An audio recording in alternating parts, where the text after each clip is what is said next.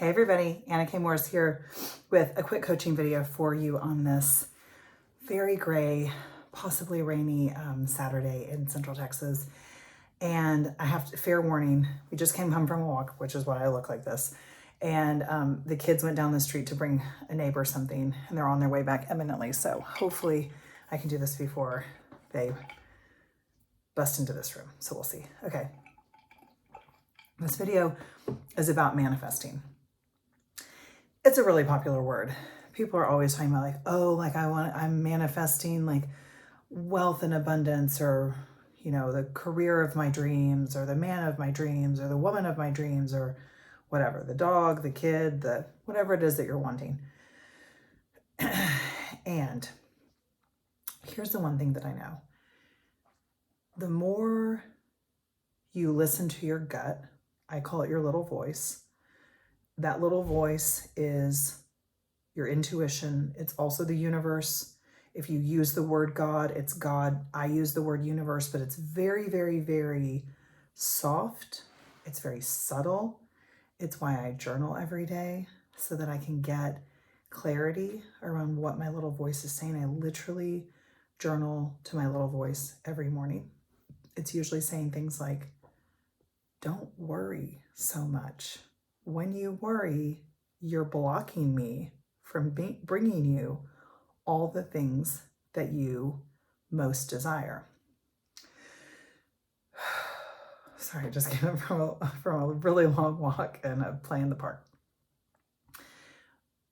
So in the manifesting, when we say to the universe that we want something, the way that the universe brings us what we want more and more and more is because when we listen to that little voice, when we allow it to guide more of our life, that's when more magic, more miracles start happening. Okay, so it's actually that you're dancing with the universe, and people, the universe wants to dance more with you when you're willing to dance with it. So I'm going to give you an example. When I was living in New York, I had a very, very, very different life. The kids are now home, by the way. I had a very, very different life than I do now. I was always alone. I would always be dating, but I was mostly alone. No dogs, no kids, no responsibility, none of the screaming that you might hear in the background right now. So because I knew I wanted to find the man of my dreams. I did not want to get married. I did not want a husband. I wanted to find a man to laugh with and travel with. The man of my dreams, a dog, and a backyard with twinkle lights. And I had a dream one day or one night, and I saw it really, really clearly. I saw a picnic bench in the backyard. I saw the twinkle lights. I felt the presence of the guy that I loved, and the dog that I was playing with. It was so playful. Fast forward to me moving to Austin, Texas. This is in 2012. And realizing that I had gotten really focused on having a perfect apartment and all this stuff, rather than cultivating the relationship that I so desired. And once I realized that I'd gotten off track, and I made space in my new apartment for my future love, for my future partner, for my future Derek that I did not know. And then I started saying oh, okay, so I'm actually going to actively date now. I went out with Derek exactly 5 days from that realization. And because I was not focused on a list of the things that the guy had, and this is actually the best coaching piece I can give you in this video, is rather than looking at what you think that you want, which is tall, dark, handsome, good family, good job, whatever your list is, you actually want to make the list of how you want to feel, right? So how you want to feel if you're wanting to manifest the person of your dreams. How do you want to feel when you're in the presence of that person? So pay attention to how you want to feel. And because I had done all of that work, it wasn't it was, oh my gosh, I just moved to Austin and I met the man of my dreams. I had been manifesting it for years. I had been cleaning my stuff up. I had been ending relationships that needed actual closure rather than the hanging on thing that I would always do. I was never very I was always kind of in this gray area with a bunch of different guys, and just like wasn't clean about stuff. I don't mean cleanliness. I just mean like energetically, I was not like, hey, actually, I want a relationship and you don't. And like, we should stop like what we're doing. So once I got really, really like good and I fell in love with myself and I loved dating myself and I knew how worth it I was and how valuable I was and how much I had to contribute, not only to another person, but to the world, that was when Derek showed up. But I had done all of that work. So I'm getting to my point of the manifesting. So there I am, Christmas night. I'm on my first date with Derek. I do not know it's a date. I literally agreed to go out with him because Derek and I, our parents grew up together and were friends. And it was like, oh, I see that you're back in Texas. Let's reconnect. I hadn't seen him in years. We kind of knew each other, but not really. Did not know that he'd been in love with me for 9 years and had been Facebook stalking me. Didn't know any of that. But I knew how I felt in the presence of him. And I was like, I just want to be around him. This like feels really, really, really good. And so then and he lived in Houston. So our second date was 2 days later. We went out to lunch. And again, I just felt really good. I needed to get back to Austin. This was December 27th. Our first date was benign. There was no kiss or anything like that. I still thought that like we were kind of in the friend zone, but I liked him and I felt like me around him, which was the most interesting feeling because I mostly didn't feel that way with guys that I went out with. I always felt like I needed to like be a certain way or be cooler, smarter, sexier, whatever than I actually am. But I just felt like me with him.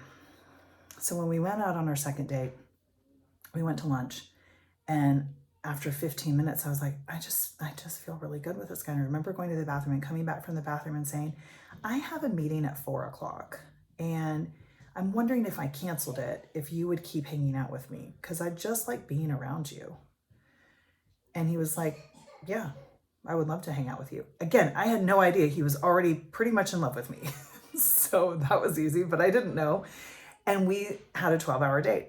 And then it was at the end of that night that he kissed me. And I was like, I will never be with anybody but him. Like yes, eventually we got married, but like I married him in that kiss. Like that was it for me.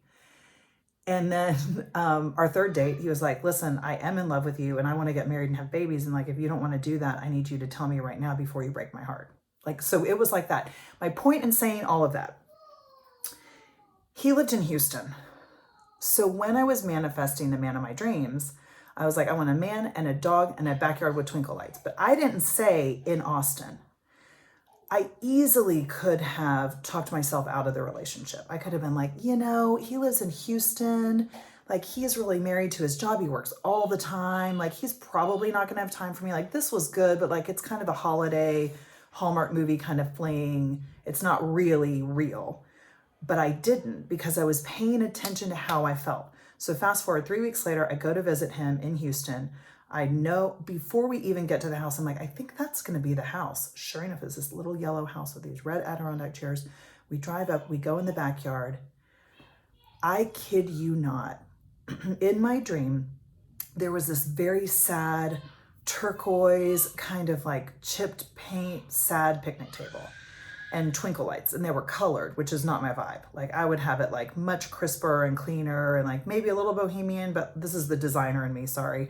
But like when I had the dream, I remember waking up and being like, why the fuck did I have that ugly picnic table in my dream? I would never have a picnic table like that. So we drive up to the house, long driveway, get in the back, go in through the back door.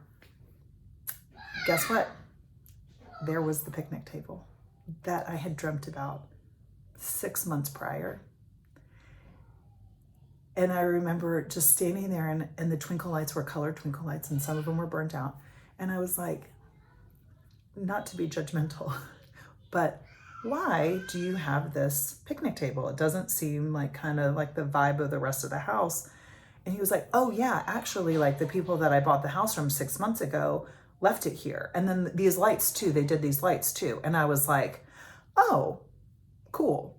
And so we eventually like replaced the lights, put like beautiful white, lights in and did this like great like setup with a big teak dining room table that I want, But my point was, it was all there, but it took me being willing to say, oh, you live in Houston? Okay. And I moved to Houston, guys, the next month. So the only way that you can actually manifest your dreams is to let the universe have a part in it. And the universe loves being silly and like having it be different than you planned. So if it's feeling like kind of right and it's feeling like, ooh, I don't know why, but like, I just feel good here. Keep going in that direction. I'm going to land this with one more quick story. My videos aren't quick. We're 15 minutes. Let's face it. Fuck the quick. I need to stop saying that. So fast forward, Derek and I are married. We have Jack at this time. We're at the end of kind of COVID, and I had not been feeling good in Austin. I was like, this is like, I like living here, but like, it just doesn't feel quite right. Jack was coming up on a year. We'd gone through COVID, and I was like, every time we're out of town and we come back to Austin, I just don't feel home. And I didn't have a reason. I could, I just didn't, it was just a feeling. So we were looking at like Buda and Georgetown and Marble Falls and like all these surrounding areas. I was like, I just want like a downtown area. I want to be able to walk there, but I don't want to live really urban. Like I would still want a house. And like, I know how I'm going to want it to feel. Again, because I'm not so interested in the list. I'm focused on how it feels. So I started asking the universe one question. And the question was, where would you have me live? And the universe would say, and do this kind of laugh. Like I do a lot of journal. I've journaled every day for 15 years. So I have like this best friend relationship, kind of mentor relationship with the universe. And I'm always asking the universe questions. And she's always like laughing, just like having so much fun with me, which is really fun, but somewhat annoying sometimes. So she's saying, and this goes on for months. And so fast forward, we're walking, it's like Labor Day. And we're home in Temple visiting my mom. We still live in Austin. And we're walking, and there's like a lull in the conversation. We've got the 2 dogs and Jack and me and Derek and my mom, and we're walking. And I, in the quiet, ask myself again, or ask the universe, where would you have me live? And the universe didn't say, the universe said, right here. And I quickly started hysterically crying because I had spent my whole life trying to get away from the small town outside of Austin that I grew up in, that my family immigrated to in 1917 from Greece. And I was always trying to get away. I married a guy from 10 miles down the road, right? So like the universe is literally laughing at me, being like, here's your husband, like here's the guy that you've dreamt of. He wasn't, in New York for 12 years that you were there. Like, why are you making this so hard? I am trying to make your life easy, and you just won't let it be easy. And that's actually the coaching. So guess what? I told Derek, hey, babe, we have to move to Temple. And he said, over my dead body, we are not doing that. I am from even a smaller town than Temple, and like, we are not doing that. And I was like, I think we are. I said to the universe years ago that if you tell me to do something, I'm going to do it, because I want my life to be easy and fun and full of joy. And I know that when I do the things that the universe tells me to do, that like I hear in my little voice, in my intuition, my life is so much fun. It's so easy. So I said, if we don't do it now, we're just going to fight an uphill battle. We'll stay in Austin and it'll be hard, and you'll eventually probably move back to Temple. So can we just do it now and like cut out the middleman of like the hard part? He eventually had a little bit too much wine and agreed to do it. And we moved a few months later, and he told me 1 week after we moved here that it's the best decision besides marrying me that he's ever made. And that actually is above our kids. Sorry, kids. So my point is, the more you go with the flow and pay attention to that little voice and dance with the universe, the more your life becomes easy and joyful and fun. And it'll keep happening and keep happening and keep happening. Okay, longest video. Sorry guys. I love you. I'll see you tomorrow. Okay, bye.